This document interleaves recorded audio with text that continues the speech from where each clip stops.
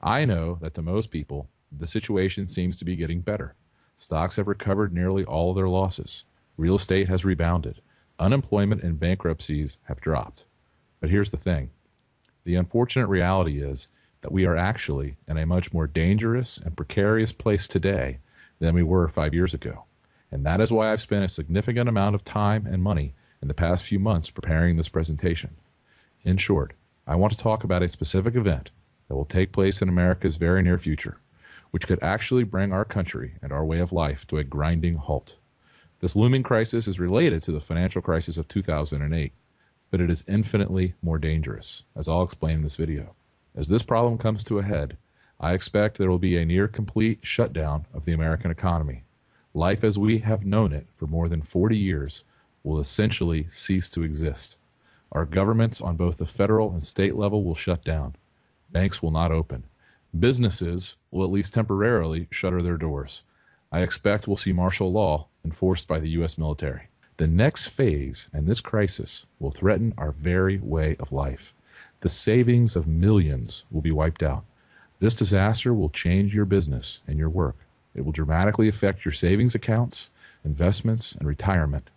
It will change everything about your normal way of life, where you vacation, where you send your kids or grandkids to school, how and where you shop, the way you protect your family and home. Will you be prepared when the biggest financial crisis in America in more than 50 years hits? You see, I can tell you with near 100% certainty that most Americans will not know what to do when commodity prices, things like milk, bread, and gasoline, soar. They won't know what to do when banks close and their credit cards stop working, or when they're not allowed to buy gold or foreign currencies, or when food stamps fail or their Social Security checks come to a halt. In short, our way of life in America is about to change, I promise you. I believe that we as Americans are about to see a major collapse in our national monetary system and our normal way of life. Basically, for many years now, our government has been borrowing so much money, very often using short-term loans, that very soon we will no longer be able to afford even the interest on these loans. Even if all U.S. citizens were taxed 100% of their income for an entire year, that's every penny earned by every citizen in the entire country, it would still not be enough to pay off our debts, not even close. We'd still be trillions of dollars short. Yet, I've never seen this fact reported anywhere else.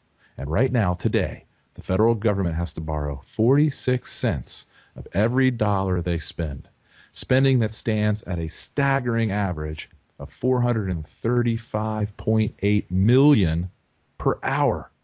How is that possibly sustainable? The cost of maintaining our debts are about to skyrocket.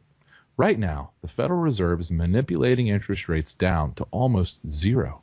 As a result, the interest rate at which our government can borrow money is at a record low level. In fact, the Federal Reserve has lowered its benchmark interest rate 10 times since August 2007, from 5.25% to a zone between 0 and 0.25%. Obviously, the current rate won't last forever.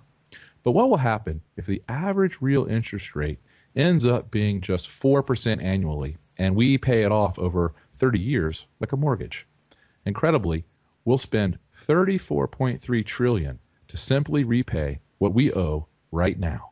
If the rate ends up being 6%, we'll spend $43.1 trillion. Now, of course, our politicians believe that through policy and currency manipulation, they can simply avoid paying any of these costs. They can order the Federal Reserve to prevent interest rates from ever rising to a level that would cost the American people anything. They believe they can manage the economy so the debts of Fannie and Freddie won't go bad.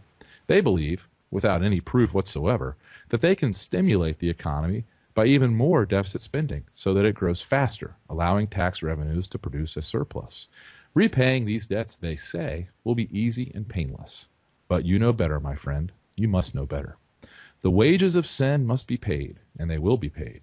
According to even my most conservative calculations, again, using numbers provided by the Congressional Budget Office, a debt default by the U.S. government would be inevitable, were it not for one simple anomaly, the one thing that has saved the United States so far. I'm talking about our country's unique ability to simply print more money. You see, the U.S. government has one very important weapon to use in this crisis so far. We are the only debtor in the world who can legally print U.S. dollars. And the U.S. dollar is what's known as the world's reserve currency. The dollar forms the basis of the world's financial system. It is what banks around the world hold in reserve against their loans. Again, that's a secret most politicians don't understand. As things stand right now, the U.S. government can't go broke in any ordinary sense of the word because it can simply print dollars to pay for its bad debts. It's been doing so since March of 2009. That might sound pretty good at first. Since we can always just print more money, what is there to worry about? Well, let me show you why our biggest advantage is about to disappear. You see, as things stand today, America is the only country in the world that doesn't have to pay for its imports in a foreign currency. Here's what I mean. Let's say you're a German and you want to buy oil from Saudi Arabia. You can't just pay for your oil in German marks or the new euro currency because the oil is priced in dollars. So you have to buy dollars first, then buy your oil. And that means the value of the German currency is of great importance to the German government. To maintain the value of its currency, Germans must produce at least as much as they consume from around the world. Otherwise, the value of its currency will begin to fall, causing prices to rise and its standard of living to decline. But in America, we've been able to consume as much as we want without worrying about acquiring the money to pay for it, because our dollars are accepted everywhere around the world. In short, for decades now, we haven't had to produce anything or export anything to get all the dollars we needed to buy all the oil and other goods our country required. All we had to do was borrow and print more money. And boy, did we. Take a look at this chart. Even as late as the 1970s, America was the world's largest creditor. But by the mid-1980s, we'd become a debtor to the world. And since the late 1990s, we've been the world's largest debtor. Today, our government owes more money to more people than anyone else in the world. With all of these bad debts piling up, we've had to begin repaying our debts by printing trillions of new dollars. With QE3, the latest round of quantitative easing, the Fed is now promising to print $85 billion a month. That's over $1 trillion a year.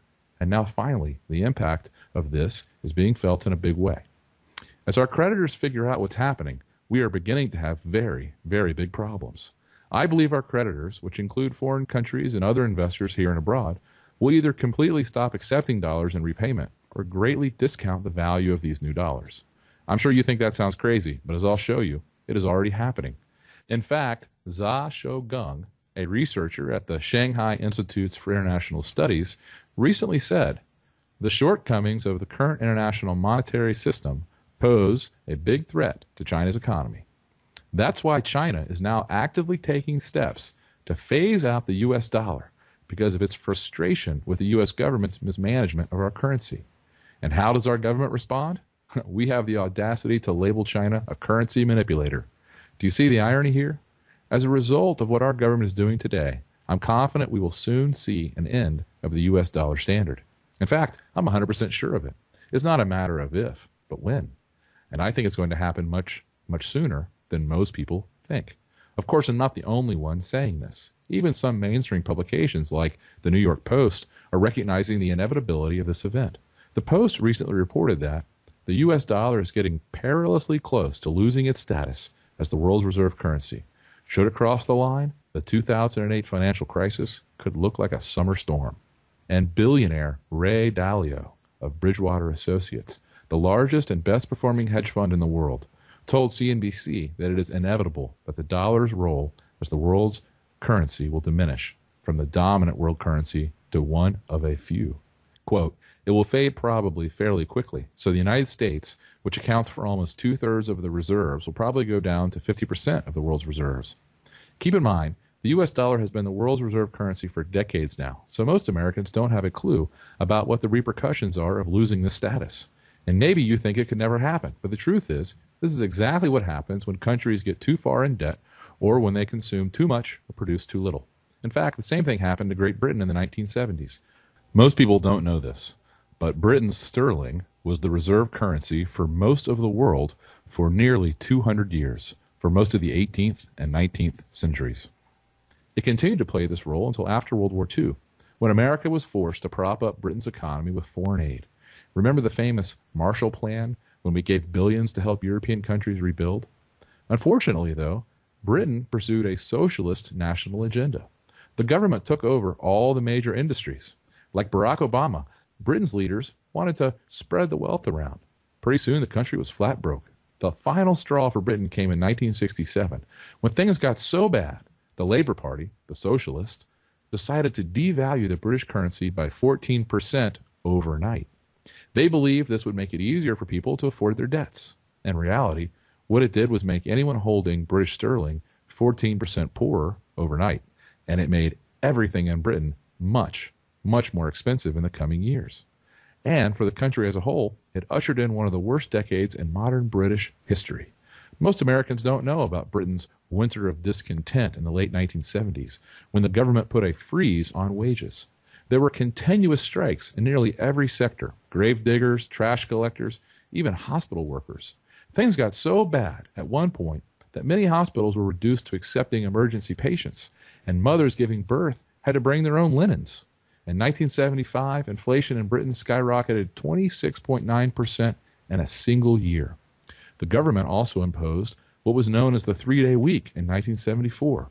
In short, businesses were limited to using electricity for only 3 specified consecutive days each week, and they were prohibited from working longer hours on those days. Television companies were required to cease broadcasting at 10:30 p.m. to save electricity. Just how bad were things exactly? Well, here's a photo of the garbage that piled up because they didn't have enough money to pay the trash collectors a fair wage. Imagine, Britain was a global superpower for 150 years. But when they started intentionally devaluing their currency, things went straight downhill. It's now obviously clear that the same thing that happened to Britain's sterling when it was the world's reserve currency is now happening to the U.S. dollar. In fact, the exchange value of the U.S. dollar has fallen nearly 10% since June 2010, and its rate of decline is accelerating. As the U.S. dollar continues to lose its position as the world's currency, gas, oil, and other commodities will continue to skyrocket. Almost everything we consume will get dramatically more expensive. All the clothing, furniture, and household goods we import from China. All the food we get from Central and South America. All the electronics, television, computers, and cars we get from Asia and Europe. And when you look back over the past few years, the numbers are startling. This chart shows how much a few key commodities have skyrocketed in price just since the beginning of 2009. And the point here is simple. As we print more money, the price of the world's most essential commodities have soared. This is not a coincidence. Around the world, as we print, prices soar. Citizens protest. Governments get overthrown. And it's only going to get worse. Because here's the important fact you simply must understand about the United States right now. Our government cannot stop printing money because there is no possible way for us to actually afford our existing debts. No one wants you to know this. No one. That's why, despite the obvious inflation going on all around the world, the Fed continues to say there's no inflation at all. And that's the scary part to me. Just like in a third world country, the government is radically devaluing the dollar and simply lying to everyone about what's really happening.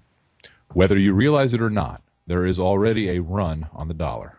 Many of our creditors, like the Chinese, are getting out of the dollar as fast as they can via strategic commodities like copper, gold, and oil. That's partly why commodity prices are soaring.